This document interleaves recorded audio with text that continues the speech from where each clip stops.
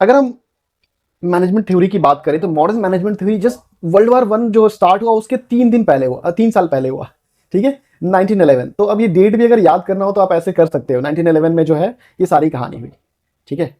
India में उस समय हमारा फ्रीडम फाइट चल रहा था and a lot of things were happening. So 1911 में दिस इज द टाइम जब विंस्लो जो है उनकी जो है प्रिंसिपल ऑफ साइंटिफिक मैनेजमेंट जो है वो पब्लिश की गई थी। एंड उस पॉइंट ऑफ टाइम पे जितने भी मैनेजर्स, तो उस टाइम पे जितने भी मैनेजर्स थे उन्होंने इसको वाइडली इम्प्रेस किया, ठीक है। क्यों भाई, इस बुक में इन्होंने एक्चुअली साइंटिफिक जो मैनेजमेंट की जो थ्योरी है उसको उन्होंने बड़े अच्छे से एक्सप्लेन किया, ठीक है। अब इनका जो मेथड है उस मेथड में करते क्या है, तो इन्होंने व्हाट ही डिड कि he try to find the one best way to do any job. कोई भी जो काम है उसको करने का कोई ना कोई एक बेहतरीन तरीका होगा। So this person Taylor, so for your convenience I will try to draw Taylor, not a trailer, Taylor. So for the time being, let's consider this character as Taylor. Okay. So this person worked at where? Midwell and Bethlehem Steel Companies in Pennsylvania. And this person was a mechanical engineer. Oh, being the mechanical engineer, he always saw one thing, that the workers, they are very inefficient. Trust me. It's always that the managers, they always find that their team or the worker working under them, they are inefficient. And workers, they always have this complaint. This person never identifies my capacity, my caliber, always finds out faults and all those things. Taylor के साथ भी यही था. He was like looking at all these things, that workers, they are not working, they're to their fullest potential. ठीक है. Different employees, they were using different techniques to do the same job. एक ही काम है, pipeline वाला system है, but still people are doing different things and all those things, ठीक है। तो इससे what he saw that if we can improve this system, 1/3 जो आउटपुट है उसको इंप्रूव किया जा सकता है। सो अब एक और चीज था कि कोई स्टैंडर्डाइजेशन, कोई स्टैंडर्ड जैसी कोई चीज उस समय एग्जिस्ट नहीं करती थी, और वर्कर्स जो है, ठीक है, उनके एबिलिटी या एप्टीट्यूड को ऐसा देखा नहीं जाता था, और बस this job is there, you have to do it and you just get it done. Doesn't matter कि उस इंसान की कैपेबिलिटीज क्या है, उसका एप्टीट्यूड क्या है, उसका एटीट्यूड क्या है, just the work was given and they had to do. So Taylor ने इसी के ऊपर ही try to fix this problem, ठीक है। He try to find out कि okay, there must be one best way for these kind of jobs to be done, ठीक है। And that's why he defined clear guidelines for improving the production efficiency. So he saw a problem. Managers का सबसे बड़ा काम भी ये, trust me, managers के लिए सबसे बड़ा काम ये है, find a problem and then उस प्रॉब्लम का solution. You found a problem and if you're not able to find a solution, you need to rework on that thing. Trust me. A good manager should always be ready with a solution too. Maybe the first solution that came to his or her mind, that was not up to the mark. But the fact is that yes, you'll have to find the solution because this is the nature of your job.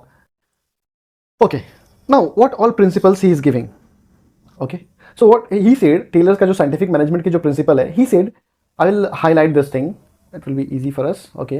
So what he said, develop a science for each element, है ना, of an individual's work to replace the old rule of thumb method. ये देखो, हर element को, हर चीज़ को करने का एक तरीका है, ठीक है।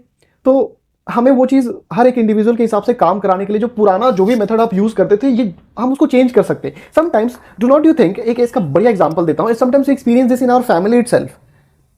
Like there is a task जो कि कन्वेंशनल तरीके से होते आ रहा है, and then comes our cloud engineer. The cloud engineer guy, this person, he knows something that is very different.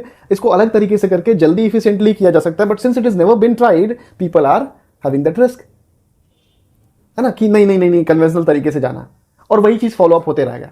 सो यहाँ पे अपना क्लाउड इंजीनियर गाइस टेलर, वो इज सेइंग कि हर एक इंडिविजुअल काम को हम जो है पुराना जो भी रूल है थंब मेथड, उसको हटाओ, और हर एक काम को साइंटिफिक एलिमेंट के साथ ऐड करके will work in the same way, ठीक है।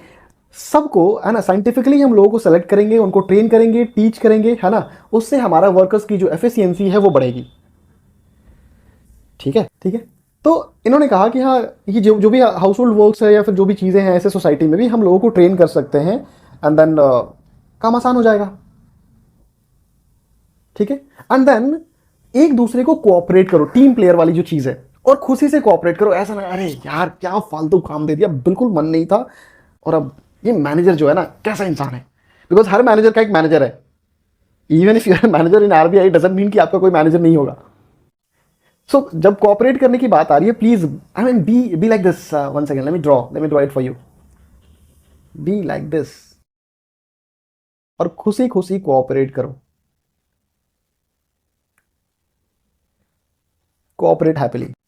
सो खुशी खुशी सबके साथ, है ना, heartily cooperate with the workers so that काम जो है, जो भी साइंटिफिक प्रिंसिपल्स है जो डेवलप किए गए, उसके हिसाब से हमारा सारा काम हो जाए. ठीक है. एंड सबके बीच में काम और रिस्पॉन्सिबिलिटी इक्वली बांट दो. ऐसा ना हो कि एक इंसान गधे की तरह काम कर रहा हो और दूसरा उसका काम जस्ट खत्म. ऐसा नहीं होना चाहिए. एक मैनेजर के लिए ये भी बड़ा इंपॉर्टेंट है देखना कि उसकी टीम के जितने भी मेंबर्स हैं उनके बीच में काम जो है प्रॉपर तरीके से डिस्ट्रीब्यूटेड है. ठीक है. तो यहाँ पे आपका कीवर्ड भी यही है, keep this thing in mind. ठीक है. Cooperate with the workers. ठीक है. And divide work and responsibility almost equally. ठीक है. मैनेजमेंट और वर्कर्स के बीच में काम बंटना चाहिए. ऐसा ना हो कि मैनेजर ने सारा काम, खुद के जिम्मे के भी सारे काम जो है किसी और को दे दिए and then the person is just, और भाई आ गया स्वाद. हाँ, ये नहीं होना चाहिए. एक अच्छे मैनेजर की ये निशानी है कि हाँ, काम जो है, रिस्पॉन्सिबिलिटी जो है वो प्रॉपर तरीके से बट जाए. ओके. तो अब मैनेजमेंट का काम क्या है कि जिस वर्कर के लिए जो काम सूट करे वही काम करा लो. ठीक है. अब मैं ऐसा वर्कर हूं, जैसे कि मुझे, क्या कहूं मैं, कुछ ऐसा ना बोल दो जिसमें मैं फंस जाऊं. है, जैसे कि मुझे पोएट्री पढ़ने का शौक है, जिसका मुझे बहुत ज्यादा शौक है. मेरे मैनेजर ने कह दिया, Sumit come here, you will read poetry for all the मजदूर्स हियर. मोटिवेट करो उनको.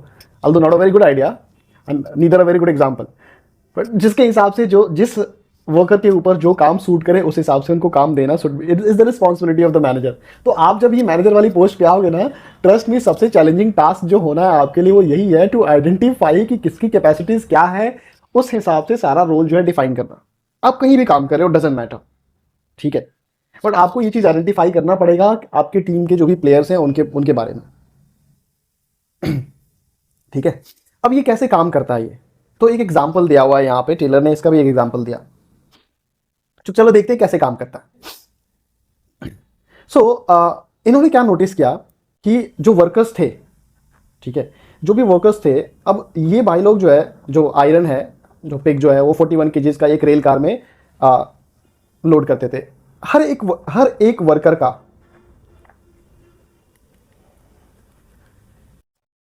हम लोग, सो हर एक वर्कर का जो डेली एवरेज आउटपुट था that was 12.5 ton. But Taylor का मानना था कि अगर यहां पे हम साइंटिफिक तरीके से कुछ इंप्रोवाइजेशंस कर दें तो ये daily output could increase to 47 और 48 टन पर डे. सबसे पहले तो जब आप वर्कर्स को ये बिना किसी प्रूफ के अगर ये बात कह दोगे, है ना, डंडा फेंक के मारेंगे, वो परेश रावल उनके अंदर से बाहर निकलेगा, जय माइला कूद रहा. ठीक है. सो टेलर ने ये अपना कैलकुलेशन किया, but he will have to find a scientific method to apply this thing, कि आखिर ये जो प्रोसीजर्स हैं, जो टेक्निक्स हैं, जो टूल्स हैं, है ना, हमें वो सारी चीजें बतानी भी होंगी, उसको इंप्लीमेंट भी कराना होगा. And Taylor did that thing. ठीक है. सो अलग अलग जो है टेक्निक्स और टूल्स का यूज करके, डिफरेंट कॉम्बिनेशंस का यूज करके, he was able to get that level of productivity. But ये कैसे करेंगे? इसको करने के लिए इट्स वेरी इंपॉर्टेंट कि जो इंसान जिस चीज के लिए सुटेबल है उसको वहां यूज करो. अब अगर कोई is someone who is very good in collecting data और आप उसको कह दो कि बस आप टाइपिंग करो, फिर आपकी टीम की प्रोडक्टिविटी घट जाएगी. It might be possible that someone is very good in research और आप उसको किसी और काम में लगा के रखे हुए हो. ठीक है. अब उसको रिसर्च के लिए सारे रिसोर्सेज अवेलेबल करके दे दो एंड लुक एट देन, फिर क्या होता है? मजे ही मजे, है ना.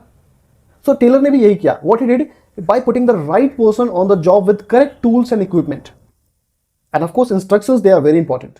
तो करेक्ट टूल्स और करेक्ट जो इक्विपमेंट है, अगर आप उसका यूज करोगे ना, तो हम जो है अपना काम बढ़ा सकते हैं.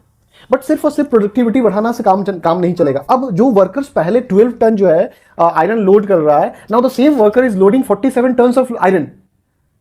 एक चीज तो वो मांगेगा, मालिक थोड़े पैसे बढ़ा देते तो मजा आ जाता, है कि नहीं. तो ये उसे मांगने की जरूरत ना पड़े. मैनेजर का अगेन ये रोल है, इस बात को समझे कि अगर एक पर्टिकुलर एम्प्लॉय मेरा जिसकी प्रोडक्टिविटी सडनली बढ़ गई है, तो मेरी ये रिस्पॉन्सिबिलिटी बनती है कि मैं उस पर्टिकुलर एम्प्लॉय को इकोनॉमिक इंसेंटिव दूं ताकि उसका मोटिवेशन बढ़ा रहे. isn't it? एंड इसी अप्रोच का यूज करके, है ना, ये रिवार्ड, इसी अप्रोच का यूज करके, है ना, उन्होंने he found the one best way for doing each job. तो ये सारा एक्सपेरिमेंट करके टेलर के साथ क्या हुआ कि 200% के आसपास जो है उन्होंने प्रोडक्टिविटी बढ़ा दी थी, ठीक है। And that's why this person came to be known as the father of scientific management. रुस्त में तो हम तुम्हारे बाप लगते हैं मगर नाम है टेलर, मैनेजमेंट के टेलर, ठीक है। So because of this experiments, because of these things, Taylor came to be known as father of scientific management. इनके आइडियाज जो है यूएस एंड अदर कंट्रीज में दे स्प्रेड लाइक एनीथिंग, है ना, not like Trump but still, है ना, इनके idea जो है तेजी से फैल।